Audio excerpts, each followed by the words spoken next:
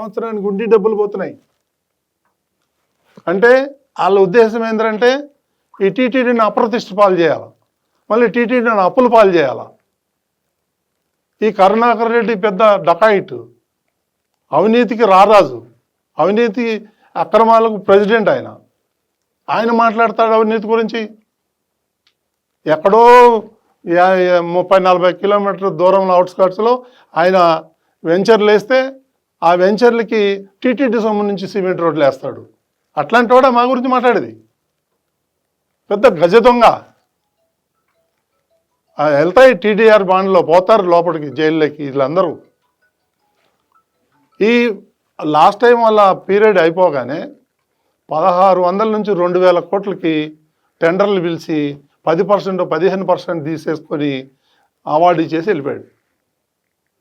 మళ్ళీ మేము వచ్చి చేసే లోపల అవి 70% 80% ఆ దొంగలు కూడా కాంట్రాక్టర్ ఏముందో దన కట్టేశారు.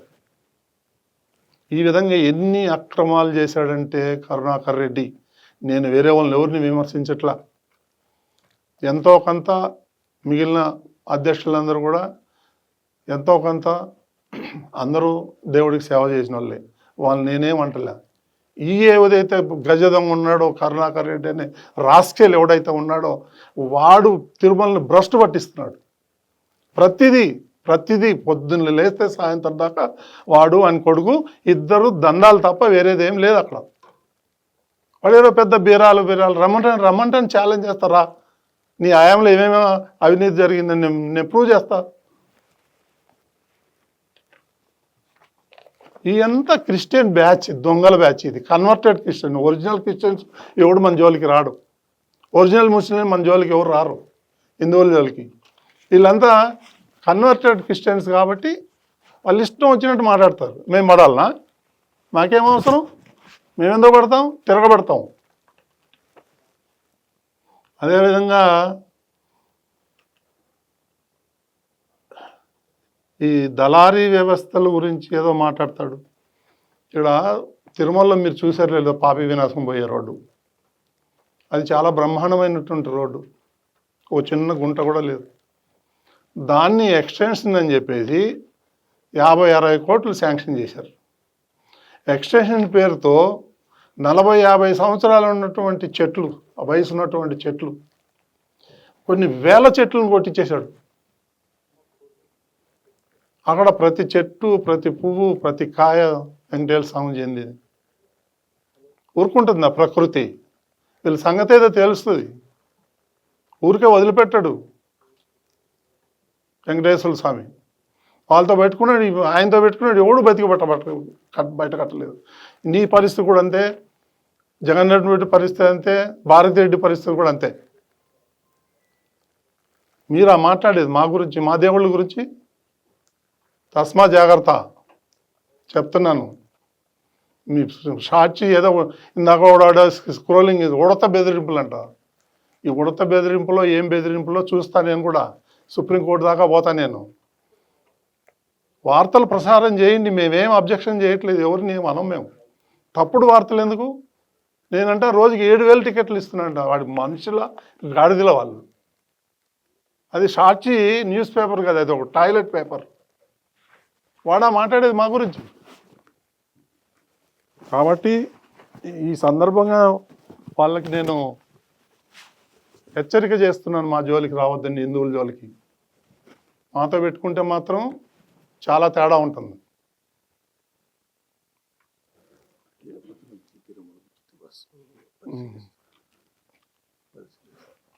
తిరుపతి నుంచి కూడా ఎన్నో కార్యక్రమాలు చేయాలని మేము ఒక ప్రణాళికలు చేసుకుంటాం. మేము ఒక 24 మంది బోర్డు మెంబర్లను ఎంత చక్కగా అందరు కూర్చొని మాట్లాడి, ఎవరు టికెట్లు వాళ్ళు పెట్టుకొని, ఎవరు భోజనాలు వాళ్ళు చేసి, ఎవరి రూముల్లో వాళ్ళు ఉండి, మేము దేవుడి కోసం సేవ చేయాలని వచ్చాం. కానీ అక్కడ దోచేయాలని, తిరుమలను దోచేయాలని లేదు. తిరుపతి నుంచి తిరుమలకు కూడా ఉచిత బస్సులు వేయాలని ఎన్నో కార్యక్రమాలు పెట్టుకుంటున్నాం. మేము భక్తుల్ని మంచిగా రావాలా, చూడాలా వాళ్ళని. మేము ఒక టీంని పెట్టాము, 25 మందిని శ్రీవారి సేవకుల్ని. వాళ్ళకి ఒక ఫార్మాట్ ఇచ్చి పంపించాము. అమ్మ ఎలా ఉంది, భోజనం ఎలా ఉంది, దర్శనం ఎలా ఉంది, ప్రసాదాలు ఎలా ఉన్నాయి, ఫ్రెండ్లీగా ఉన్నారా లేదా, ఎంప్లాయీస్. అవన్నీ అంటే 98% బాగుందని వచ్చింది. ఇది ఆన్ రికార్డ్, నేను చూపిస్తాను. ఇదే కరుణాకర్ రెడ్డి దొంగ రోజుకి 5,000 6,000 టికెట్లు ఇచ్చేవాడు. కింద తిరుపతిలో పెద్ద మాఫియాలాగా దుకాణం పెట్టేశాడు. వాడొక దుకాణం, ఆయన కొడుకు ఒక దుకాణం, ఆయన భార్య ఒక దుకాణం, ఆయన మరదలు ఒక దుకాణం.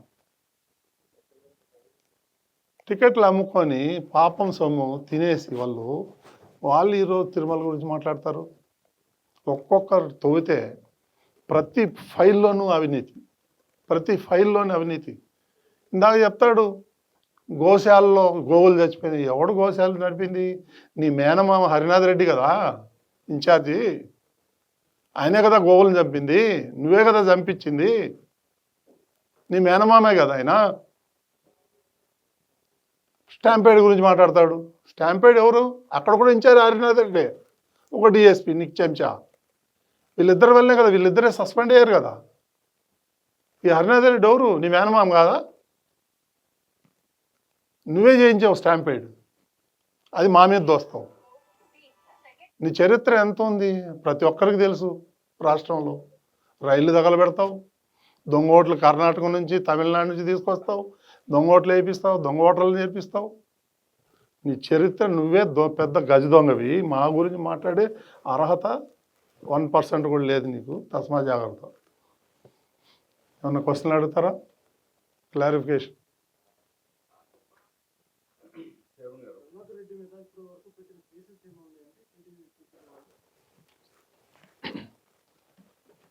గతంలో చాలా ఉన్నాయి కేసులు, ఇవన్నీ తిరగదోడాల. ఎందుకంటే మేము కూడా పోనీలే వెంకటేశ్వర స్వామిని బదనాం చేస్తున్నారు వీళ్ళందరూ. అనవసరంగా మీడియాకి ఎక్కితే మన పరువే పోతుంది, హిందువుల పరువే పోతుంది, టీటీడీ పరువు పోతుందనే ఉద్దేశంతో మనం కొన్ని చూసి చూడనట్టుగా పోయినాం. కానీ వాళ్ళు అట్లా పోతా ఉంటే ఎదురుదాడి చేస్తున్నారు మా మీద. మా మంచినీళ్ళు మేము కింద నుంచి తీసుకెళ్తాం పైకి. ఎవరు కూడా ఏమి అక్కడ టీ కూడా తాగం. ఎందుకు తాగం?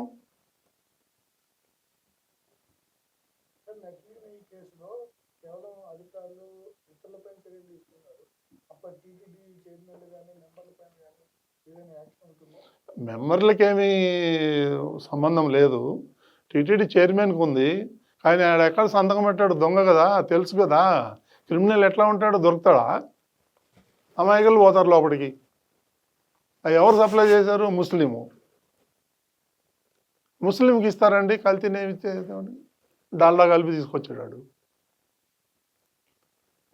రాజకీయ వ్యాఖ్యలు చేస్తే చర్యలు తీసుకుంటా ఉన్నారు కదా. మరి మొన్న జగన్మోహన్ రెడ్డి మేనమామ రవీంద్ర రిజిస్టర్ చేసాం కేసు.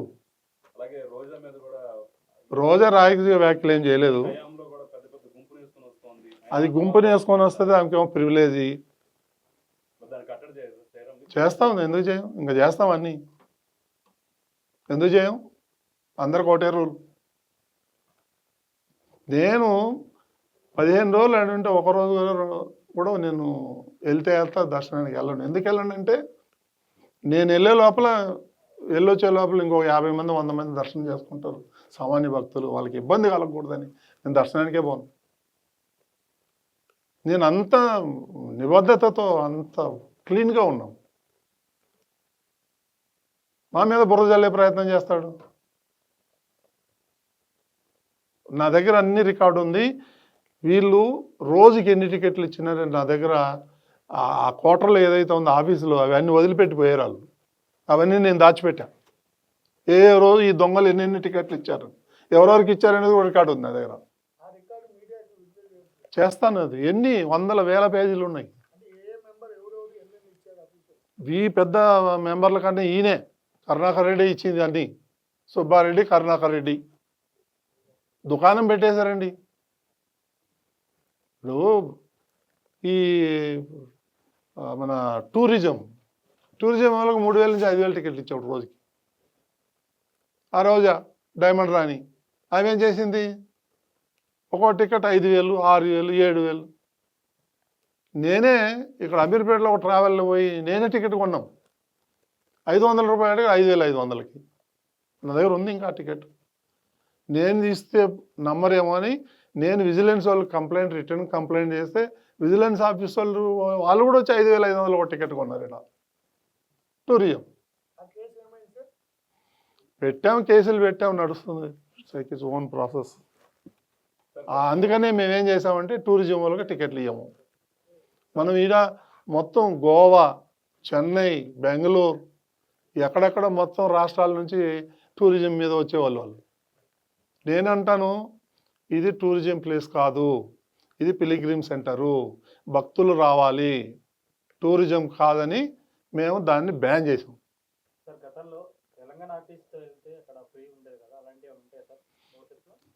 అదే దాన్ని కూడా మిస్యూజ్ చేశారు. దళారులు వచ్చేస్తున్నారు. ఈ దళారీ వ్యవస్థను మనం ఒకళ్ళు ఇద్దరం మనం కంట్రోల్ చేయలేం. కరుణాకర్ రెడ్డి మా వాడు స్లీపర్ సెల్స్ చాలా మంది ఉన్నారు కొండ మీద అని చెప్పేసి అన్నాడు. మరి ఉన్నారు ఐటు అగ్రి దొంగలు ఉన్నారు, పట్టుకుంటున్నాం. ఇప్పుడు అయితే మాత్రం మీరు ఎక్కడ కూడా ఒక్క టికెట్ బ్లాక్లో దొరకదు. గర్వంగా చెప్పుకుంటాం మేము, అంత కంట్రోల్ చేసి పడేస్తాం. గత ప్రభుత్వం టీటీడీలో అన్ని మతస్థులని బాగా చేర్చిందని చెప్పేసి ఆరోపణలు ఉన్నాయి. వారి పరిస్థితి తొలగిస్తారా లేకపోతే ఏం చేస్తారు?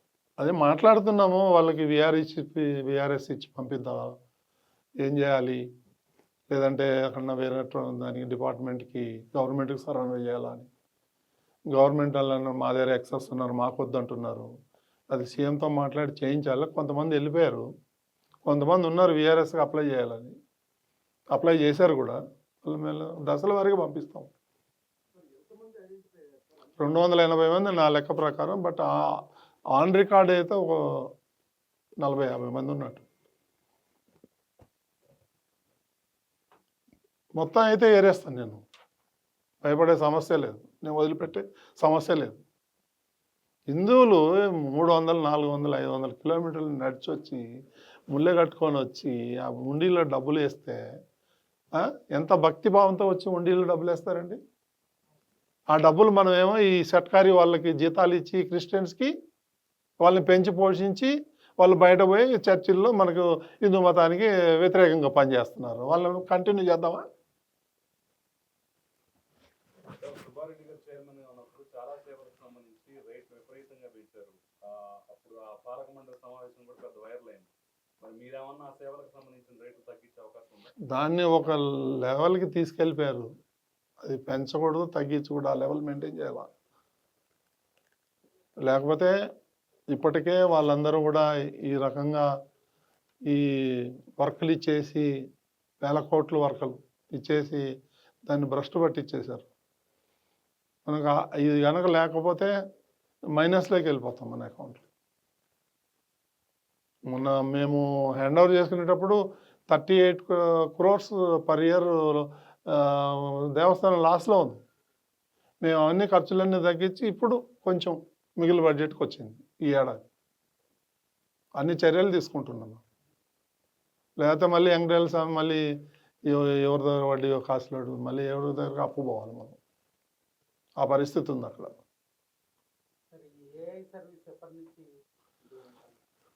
గూగుల్ వాళ్ళు, టీసీఎస్ వాళ్ళు సీరియస్గా వర్కౌట్ చేస్తున్నారు. ఏదైతే దానికి ఆధార్ కూడా లింక్ చేయబోతున్నాము. ఆధార్ లింక్ చేసేటప్పుడు అది ఎవరు కూడా హ్యాక్ చేయకూడదు, అది చాలా డేంజర్ అని. అది హ్యాక్ చేయకుండా ఉంటే ఏం చేయాలని దాని మీద వర్కౌట్ చేస్తున్నారు. ట్యూనింగ్లో ఉంది, అది అయిపోతుంది ఫైనల్ ట్యూనింగ్లో.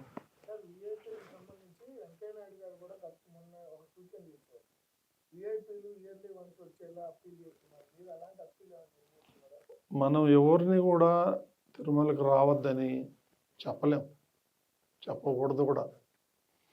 నెల వచ్చే ఉన్నారు, వారం వచ్చేవాళ్ళు ఉన్నారు, 10 రోజులకు వచ్చేవాళ్ళు ఉన్నారు.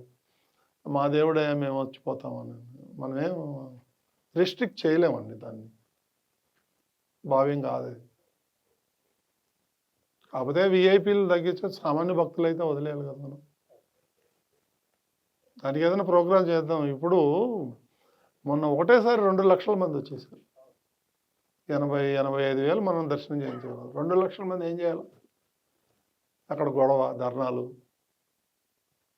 ఇవన్నీ జరుగుతూ ఉండేది. ఒక్కొక్కటి సాల్వ్ చేసుకుంటూ పోదాం. మనం అంతకన్నా ఎక్కువ దర్శనం చేయించలేము, ప్రొవిజన్ లేదు మనకి అక్కడ. అది మీకు ఏమైనా ఉంటే మాట ఈ పుల్లుల సమస్య పరిష్కారం ఆ? పుల్లుల సమస్య అది పులుల సమస్య అనేది ఈ పిచ్చి తుగ్లకు లాగా కర్రలు ఇస్తాం అది ఇస్తాం అనేది అవన్నీ లేవు. ఆ సిస్టమ్ అంతా పోయింది. అర్థమైందా? గ్రూపులుగా పంపించడమే. ఆ పులుల్ని ఏం చేయాలి, ఫెన్షన్ వేద్దామంటే ఈ అటవీ శాఖ వాళ్ళు ఒప్పుకోరు. అయితే వన్యమృగాలు రాత్రిపూట ఫ్రీగా తిరగాలి, మీరు యూ కెనాట్. ఇవన్నీ ఇబ్బందులు ఉన్నాయడ. లేకపోతే వైర్ ఫెన్షన్ వేసేస్తే బ్రహ్మాండంగా పోవచ్చు మనం. సో వాళ్ళు ఒప్పుకోరు, ఫారెస్ట్ డిపార్ట్మెంట్ వాళ్ళు ఒప్పుకోవట్లేదు. ఈ కల్తీనే కేసు ఎప్పుడు తేలుతుంది? కల్తీనే కేసు ఆల్రెడీ వచ్చింది రిపోర్టు. గవర్నమెంట్ ఏం చేస్తుందో చూద్దాం. ఈ వెంకటేశ్వర ఫార్మసీ ఏమని ఇచ్చారు? దాని మీద కూడా ఉం?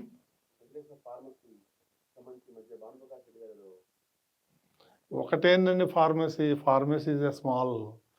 ఇప్పుడు మీ అందరికీ తెలుసు, అక్కడ మొక్కుకుంటారు పిల్లలు పుడితే, నాకు కొడుకు పుడితే వాని వెయిట్ కాయిన్స్ వేస్తామని. అందులో కూడా 100-200 కోట్లు తినేశారు. ఇదే కరుణాకర్ రెడ్డి. లెక్క లేదు, పోరాడుతున్నాం, నోటీస్ ఇచ్చాం మొన్ననే. అట్లా నేను ఏదేంటంటే, ఈ కరుణాకర్ రెడ్డి నాస్తికుడు, ఆడ క్రిస్టియను, ఆయనకి భక్తి భయం కానీ భక్తి కానీ లేదు. ఆయనకి ఇష్టం. ఎట్లా మాట్లాడాడండి అప్పుడు గతంలో? పేపర్ కటింగ్స్ ఉన్నాయి మా దగ్గర. ఆ నల్లరాయి చెప్పులతో కొట్టండి, చెప్పులు దండ వేయండి. వెంకటేశ్వర స్వామిని మన దరిద్రం కాకపోతే వాడిని 2 సార్లు టీటీడీ చైర్మన్ చేశారు. ఎట్లా ఉంటుంది ఇంకా? అప్పులు వేషం వేసుకున్నట్టు వేసుకొని బొట్టు పెట్టుకొని నీతి మాటలు మాట్లాడి చేసేదన్నీ దొంగ పనులే. గత ప్రభుత్వంలో కొండపైకి అక్రమంగా మందు బాటిల్ కానీ ఇతర మద్యం సీసాలు అనుమతి లేకుండా కూడా చాలా తీసుకెళ్ళినటువంటి ఆనవాళ్ళు కూడా ఉన్నాయి. ఎందుకు లేవు? ఏమైనా అలాంటివి ఇప్పుడైతే బాగా చెక్ చేస్తున్నాము. ఏదైనా ఒకటి పోతే పోవచ్చు, మనకు తెలీదు. బట్ మాత్రం యాక్షన్ మాత్రం చాలా సీరియస్గా ఉంటుంది. అందులో మాత్రం ఏమాత్రం ఇది లేదు.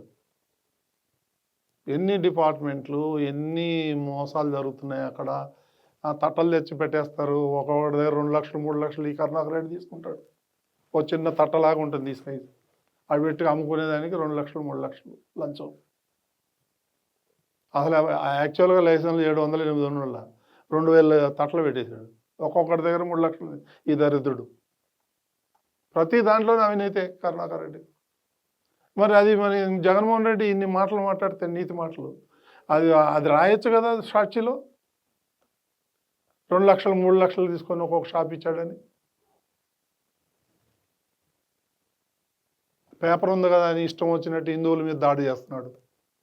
నువ్వు పోయి జెరూసలం మీద లేకపోతే వాటికన్ సిటీ మీద పోయి దాడి చేయి, నీకు దమ్ముంటే. వెంకటేశ్వర స్వామి ఒకటే దొరికాడా నీకు దాడి చేయటానికి?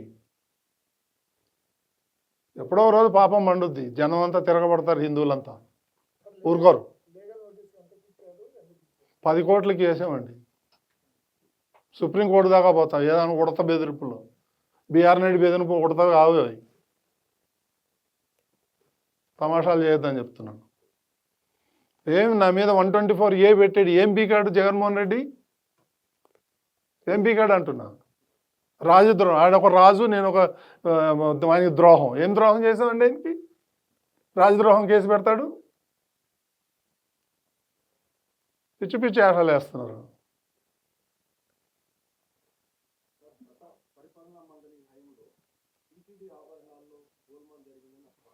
మా దగ్గర రికార్డు లేదండి. ఒక్కనేసి అదండి కాంట్రవర్సీ అండి. ఏమని నేను వినలేదండి. క్రిస్టియన్స్ అయితే ఉన్నారు, దాని మీద ఆయన మాట్లాడాడు. సో అది దాని చర్యలు తీసుకుంటున్నాం మనం. తీసుకున్నాం.